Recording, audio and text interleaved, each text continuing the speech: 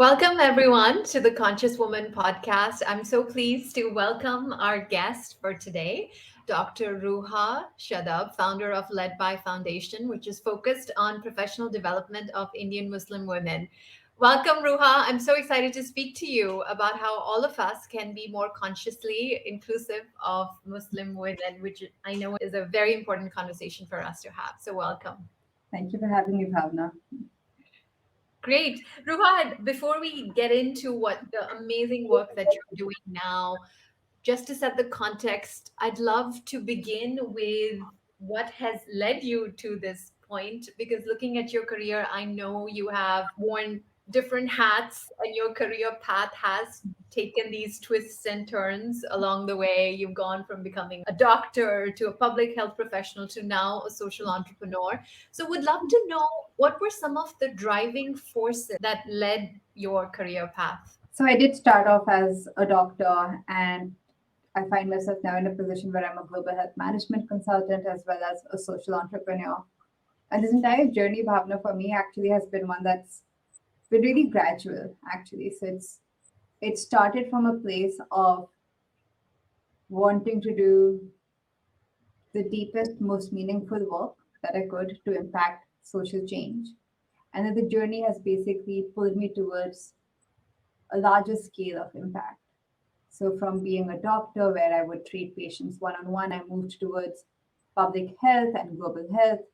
And then eventually also looking at it from an interdisciplinary lens and recognizing that healthcare access doesn't necessarily lead to the sense of agency and self determination that one would want women to have, which pushed me towards economic empowerment and eventually led to the creation of that. So I think my North Star has very consistently been just greater social impact. So none of Right. these feel like pivots, they just feel like natural progressions. Yes. And what when you say your North Star and your North Star leading you to social impact, especially now focused on supporting Indian Muslim women, what is certain experiences in particular that influenced you or really motivated you to start doing the work that you're doing now? I wish I could say there was one or two. It would make for a good story, wouldn't it? But honestly, it's just the lived reality. It's 30 years of being a minority woman in India and a series of micro experiences which made me very acutely aware of being the only Muslim woman in more or less every school office that I've been to, or being the one of two Muslim women in offices. And then also recognizing that they weren't mentors or role models, people I could look up to who came from similar backgrounds, and neither were there policies in place to make you feel at home. I think there's a super small thing, which is that Eid isn't a holiday in every office, it's just not a national holiday of any sorts. And to not be able to celebrate the most important festival with your friends because everybody else is at work are just small things that make you feel distant, and it adds up, right? The lack of representation, the lack of inclusive policies make you feel distant. And I managed to swim against the tide despite all of this, and it took a lot of hard work. I just didn't want it to continue to be this hard for other people, which is what led me to find, create, set up, led by. And tell us more about Led By. What really is the mission and vision behind Led By? It's a simple but ambitious mission, which is to increase the workforce participation of Muslim women, essentially to make them present in workplaces, but also raise their visibility in workplaces. And what that would mean in terms of metrics is we are 8% of the population and we should make up 8% of the workplace. Right now, we make up 1% or less than that. And I recognize it's going to be a long battle, but we need all hands on deck because truly it's in the interest of whether or not you're a Muslim, whether or not you're a woman, whether or not you're an Indian, also, just by virtue of the size of humanity that our country holds. Getting 100 million Muslim women achieve and realize their dreams will only increase the size of the pie or the size of the parantha that we're all eating from. So it truly is in the benefit of everybody to help Muslim women achieve their professional goals. Absolutely. And it's so interesting because e- even for us at Genomics, we are focused on supporting women. But when you look at women, I think, as you've rightly said, you can't really view women as this one big monolith. There are so many nuances, there's so many intersectionalities that do influence the lived experience of women individually, especially in a country as diverse as India. It makes a difference what ethnic region you're from, what religion you're from, as you mentioned, what caste. So there's so many things that go into shaping your experience as women. I'm curious to know, when you look at the experience of Indian Muslim women, especially in the workplace, where do you find their experience is similar to other women, and where do you find their experience is significantly different? And what are those differences? I really like how you frame that question because there are parts of even the curriculum that we provide at by which would be applicable to any woman, maybe even any professional in the country. But then there are some aspects of our training which is very customized and highly or hyper relevant to Muslim women. So, answering the first part, which is what are the parts of being an Indian Muslim woman in the workplace similar to being any other Indian woman in the workplace? And I think just an overall lack of female participation and a Yeah. general patriarchal or sexist atmosphere is very true to any woman, right? We all have been part of offices where there just happens to be a boy clique. There happens to be that the men who go and grab a cigarette. Like then I have seen people that I really wanted to be my mentors, but they already had mentees whom they would just go and like smoke cigarettes with between meetings. And I'm just like, okay, I'm not going to be a part of that crew. So how do I get into that crew? So I think that boys club situation is something that we all face. And then there are other patriarchal attitudes such as the way management might react to somebody taking leave for getting married, or a woman who might have just gotten married and hence might get pregnant, and how they're dealt with.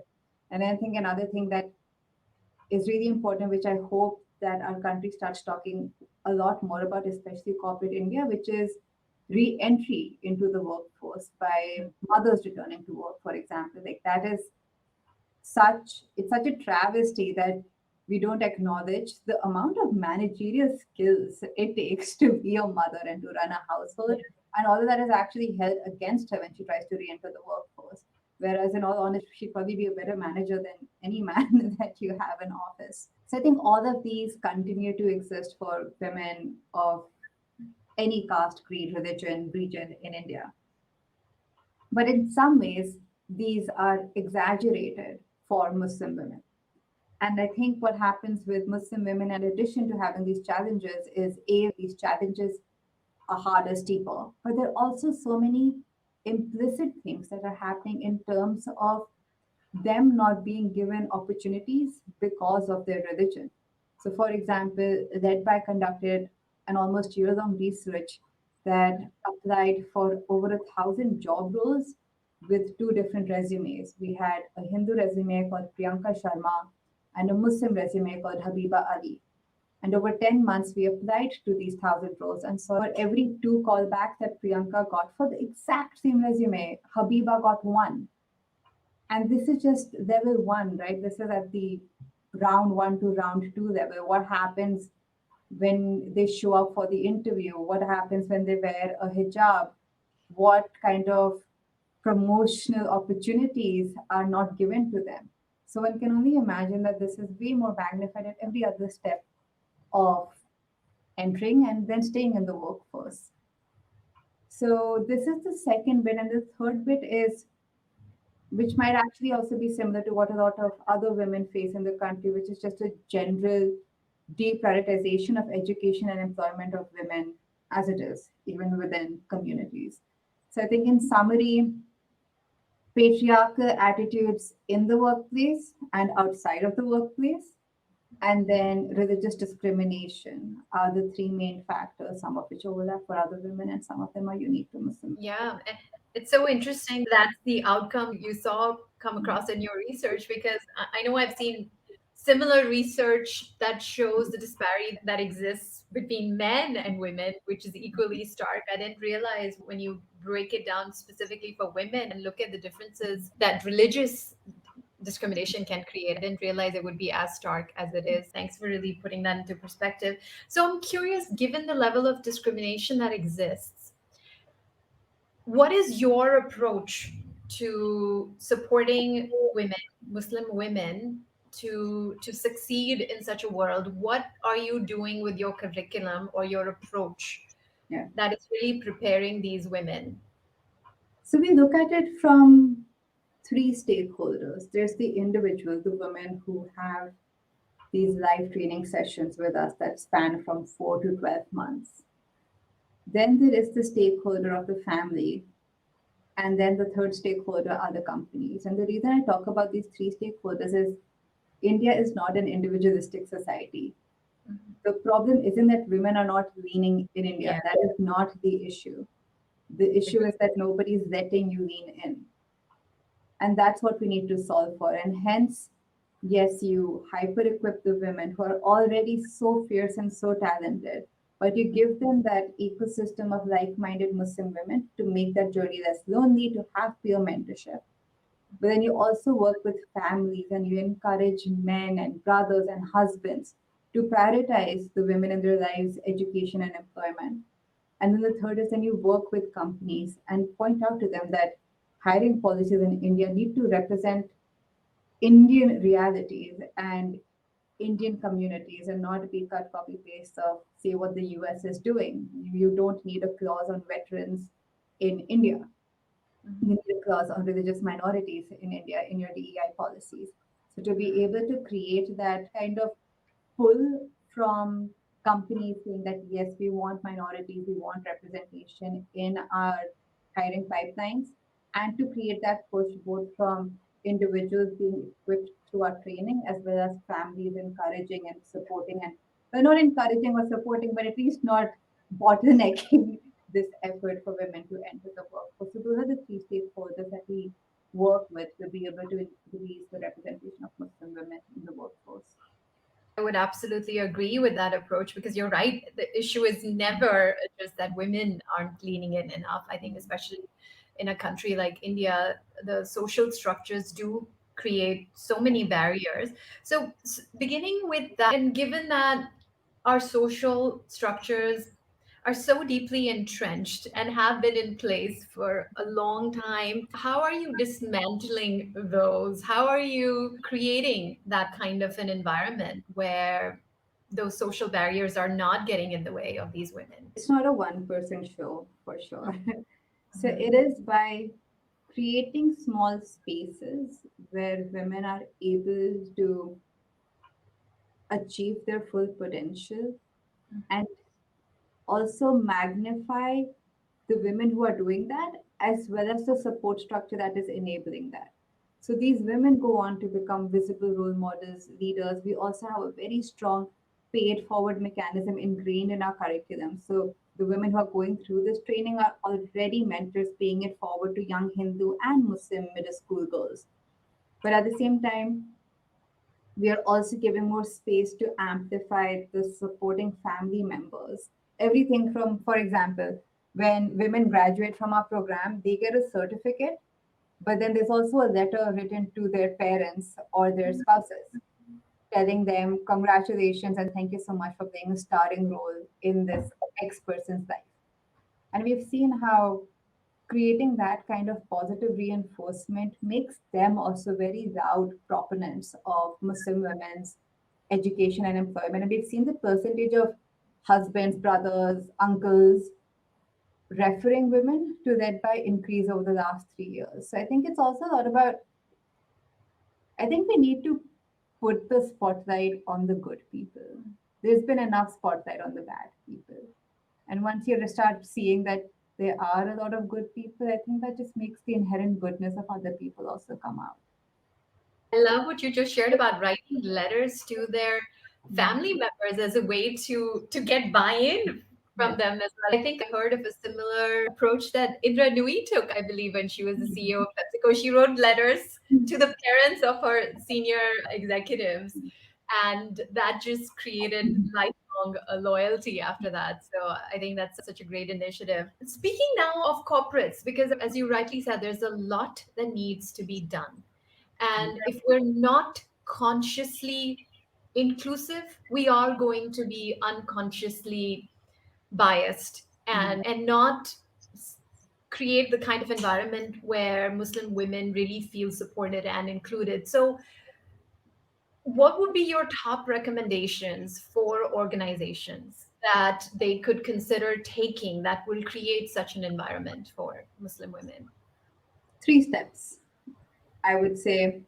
First is see what's happening or what is the makeup of your own organization. And I recognize that this is a sensitive topic. It's really scandalous to think about what is the caste and religious breakdown of your employees. But honestly, until and unless you don't do a mapping exercise, you won't even know there is a problem. And we're leaving so much talent untapped if we aren't going after the best that every community has to provide in India. So I think one is do it at whatever level with whatever confidentiality that makes the company comfortable, but reflect on what does your house look like right now. Then the next step would be in terms of okay, this is the status quo, this is what the breakdown looks like, but what have you been doing about it? So now then look at after you've assessed your people, assess your policies, which is okay, where are we hiring from? Which states are we hiring from? What kind of experiences do our people have in terms of our policies? I spoke about, say, holiday policy. How does that affect people? Infrastructure policy. Do we have a very visible temple in our office building, but no small prayer room for Muslims or for any other religion to practice their faith? And then the third is talk to people and support affinity groups. There is nothing wrong with having a Muslim affinity group, a Hindu affinity group, a women's affinity group, and or any sort of make of that within your own organization. At the end of the day, we spend so many hours at work, and if one is not able to bring their full self, it is again a shame for that person's lived reality, and it is a shame for the organization as well. So I think all of this is really just about assessing how things are, what your people structure looks like, look at what the policies look like, and listen to the people that you have. Feel free to ask them what could make this place better for different underrepresented communities. And all of this will provide you very insightful data to also take corrective measures. And what would you say are some things that we can do as individuals to be better allies to Muslim women? It's actually very similar to companies in a way. It's also a three-step process, and the reason it sounds simple, but it's still groundbreaking. So I'm not asking anyone to get stickers or t-shirts or hold mic loudspeakers, even though I would love it if you were to do that. But it starts with again, analyze and question your surrounding. Reflect on who your friends are. Reflect on what does your office space look like. I'll ask you right now, how many Muslim friends do you have? Out of your 10 closest friends, how many of them are Muslim? Out of all the managers you've had, how many of them have been Muslim? If your parents have given a house ever out on rent, how many of your rentees were Muslim? And then ask yourself, why is this the case? So that's step one. One is observe and ask, why is the situation like that? The second is then to reflect on that some more in terms of what steps could you have taken? At what points of time were you yourself in a decision making ability where you chose a Priyanka over a Habiba, even though they were the exact same resumes? Yeah. Because at the end of the day, if you are holding these doors or have this access to power, if you aren't sharing it equitably, this is really a manifestation of stereotypes in the form of biases, which are in effect discrimination. That's what that is all leading to. So ask yourself why things are the way they are. Reflect on moments of power or positions of power that you have held or have had decision making ability and try to correct those. And the third one, actually, I think is the most revolutionary bit, which is talk about it. Talk about it not to your Muslim friend, even though they would love that. but talk about it to your parents, to your grandparents, to your uncles and aunts. Call it out when you see some sort of stereotyping being perpetuated, and have those uncomfortable conversations. This is not an easy problem. This is scary. It's uncomfortable. It's unsettling. We honestly sometimes don't even know whether the person we're sitting next to is aligned with our values of inclusivity or not. So uncover those, tease them out, have those difficult conversations with people. And if none of this sounds revolutionary, donate to causes that you like and donate to organizations that are promoting an inclusive India. But that's how I think about it. I really do think it comes a lot from just step one, ask the right questions and talk to people in your immediate vicinity. If we can all start doing that, would be a billion steps forward. Yeah, absolutely. I think some of the questions you just shared give us all food for thought. I think those are questions we can all ask of ourselves. To what extent in our own behavior and in our mindset are we really truly being inclusive? And how can we then take the steps you just shared to be more consciously inclusive? So Ruha, I'd love to also hear some stories of women whose lives you had the privilege of impacting through your work. Just to give this a human face, can you share a story or two of someone who has gone through your program and what she's gone on to do afterwards? Yes, oh, there's so many, and they're all, it always overwhelms me to just think about them. But I'll share a few, and I'll share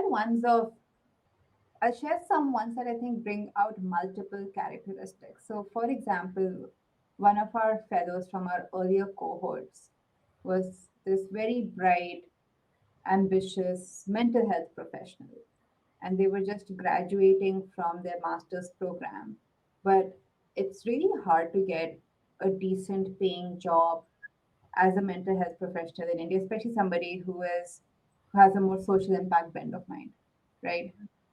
Now, this person came to that by learned a lot, especially from our networking and negotiations curriculum, and also understood how does one expand their own network.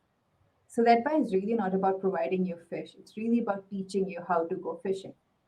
And she was such a good example of that because after she graduated from that by and was finishing off her masters, she came back to us saying that there is this healthcare startup that I want to be a part of, but I don't know if I get through, don't know anybody there. So what we do at that BI, we're basically Indian Muslim women's ride or die team. So if you need any help with your professional development or career progression, you come to us and we will make it happen. So we basically identified somebody in that organization, put in a referral. They had their couple of interviews, went through the whole rigmarole of the recruitment process, and got in. And they're doing exceptionally well and were one of the first employees of this healthcare startup.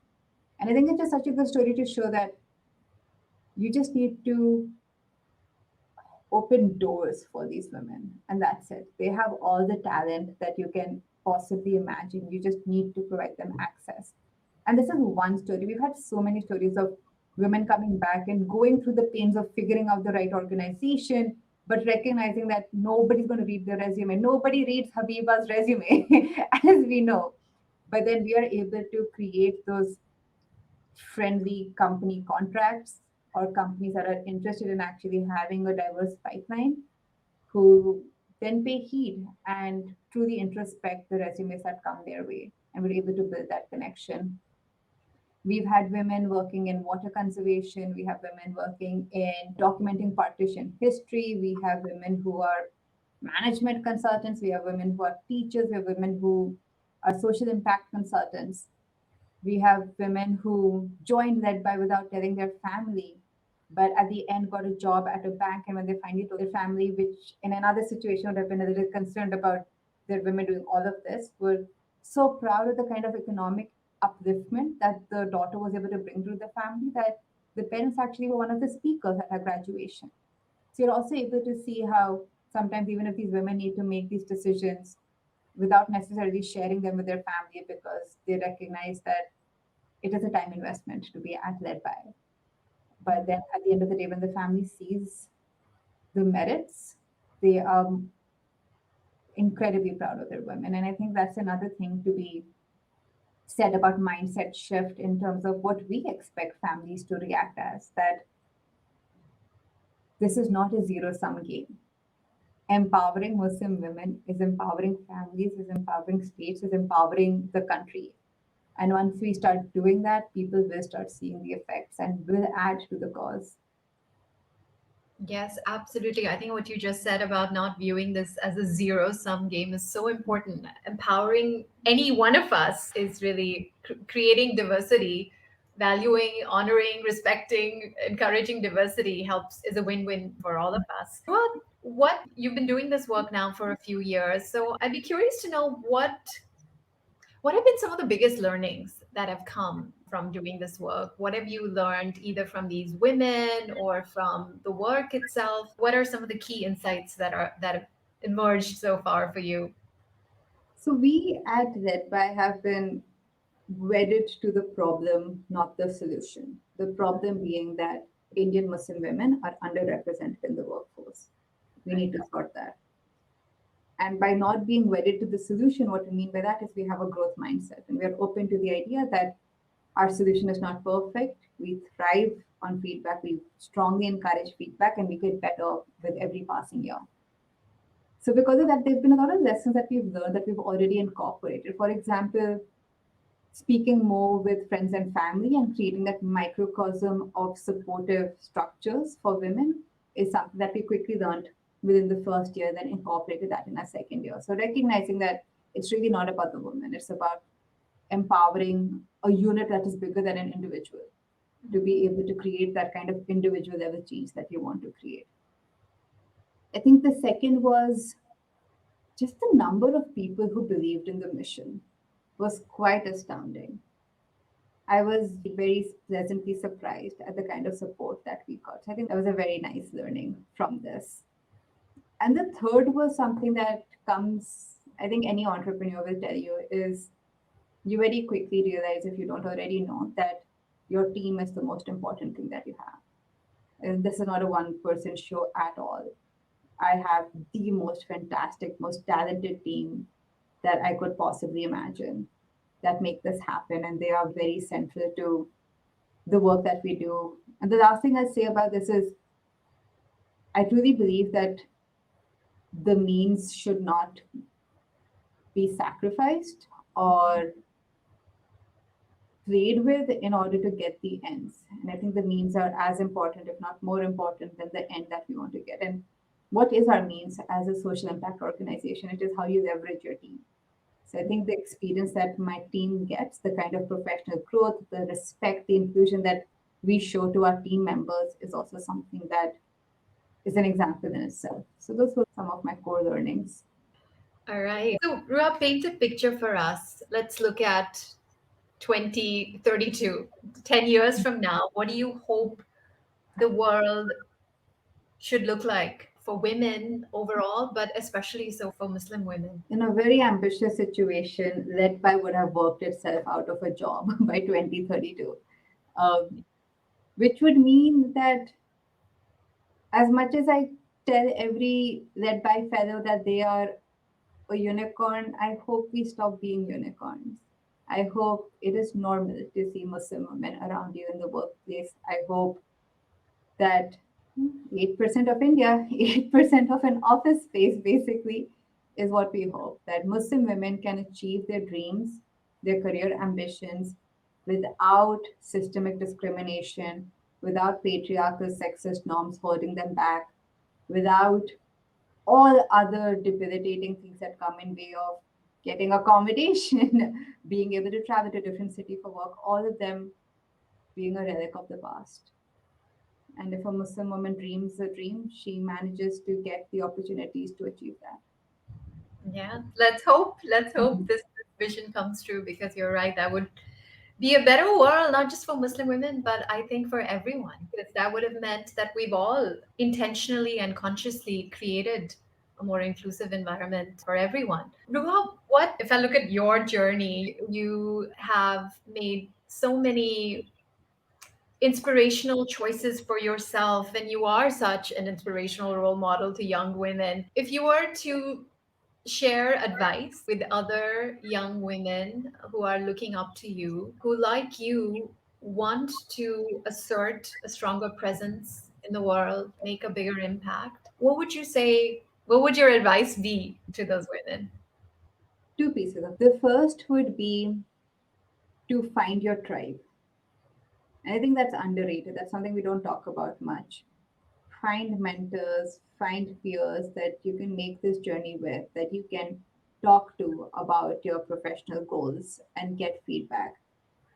Honestly, there really aren't professional challenges that we're facing today that somebody hasn't already faced them. So there are people who've gone through that, and you can learn from their wisdom. And one would be surprised at how giving people are. People want to guide people. We all stand on shoulders of giants and feel a sense of indebtedness to pay it forward. So reach out to people that you admire, put in the homework, read up about them, write thoughtful notes, and try to create your tribe. I think that's really important, and it will reward you in ways one can't even imagine today. Relationships that I invested in 10 years ago continue to pay dividends, continue to open doors for me, continue to help led by expand its impact. The second bit is, at least in terms of entrepreneurship or even in terms of just going off the beaten path, I think Nike said it best: just do it. It is so much about just doing it, and especially social innovation or social entrepreneurship. I think is 99% implementation and maybe 1% innovation. So just do it, learn from it, and then do it better. So those would be my two pieces of feedback: find your tribe and just do it. All right. Now, coming back to something you said earlier, one of the things we can all do to be more inclusive, to be better allies, is quite simply support others who are doing this incredible work of creating more inclusive communities. So, for anyone who is watching this or listening to this who would like to support your work, how can they get involved? How can they There support are you? three ways to get involved. One is, if you have time, and if you also, especially if you don't come from the community, I think our volunteer program would be fantastic. It's a 1 month part-time volunteer program. The details are on our website. It's ledby.org/volunteer with us. So I think that's a great way of also learning about the issues that Muslim women face, and it's not a very time-intensive volunteer program, and it's very smoothly run. The second thing is for especially senior women executives who want to act as mentors to Muslim women and help bring their doors of power and pay it forward to Muslim women and create that channel. You can reach out to me at Ruha at ledby.org, and we can explore having you on as an advisor in residence, which means basically being a mentor to our fellows, and that requires again 20 to 30 hours a year at the bare minimum. And then the third is, feel free to donate to us as well. We are a tax exempt Section 8 company. Again, details are on our website, and we'll be more than happy to receive your support. We're also very transparent with the way we utilize our funds. So I think in terms of working with us, it could be volunteering, serving as an advisor, or donating to us.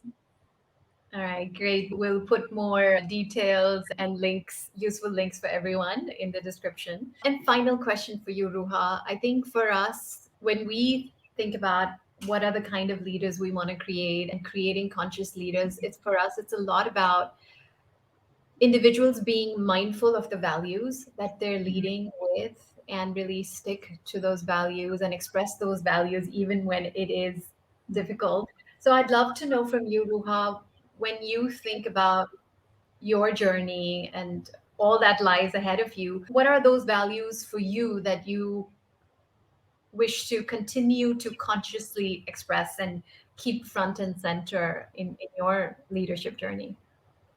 There are a couple of things. I'll start with a couple of principles, and those are principles that are personal to me, and then also a part of the corporate values that led by follows, which is there is a strong sense of respect for people's time.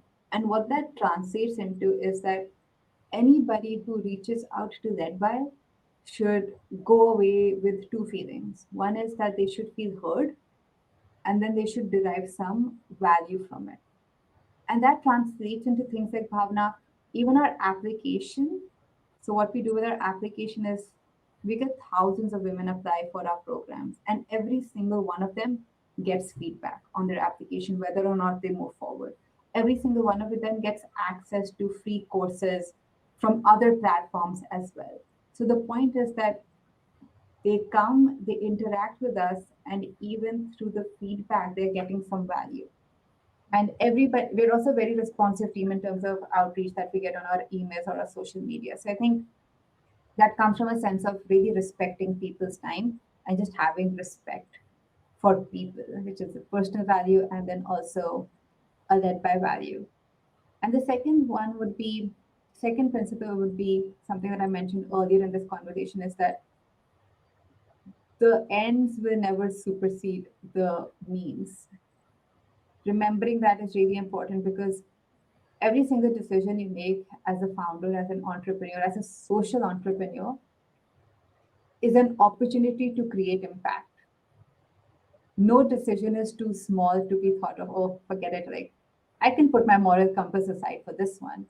That is never the case. Every single decision you make is a moment to is reestablish your values and to create impact. And hence, there is a lot of thought that is put into every single thing that we do, every single campaign that we put out, every single application form, every single recruiting that we do, every single company that we target or partner with.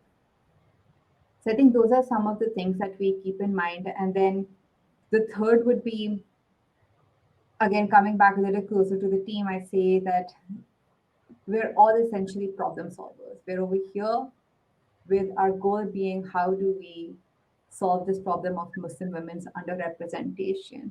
And everybody is on the same team. And all we're trying to do is solve that problem. So those are a couple of things we keep in mind that are important to me and also very fundamental to how Led By is structured and how it works. Wonderful.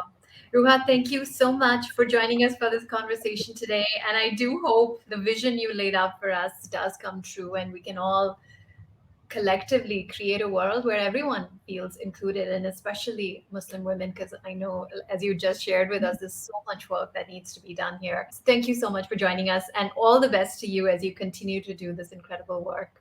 Thank you, Bhavna, for giving me the platform and all the incredible work you've been doing too for women's inclusion.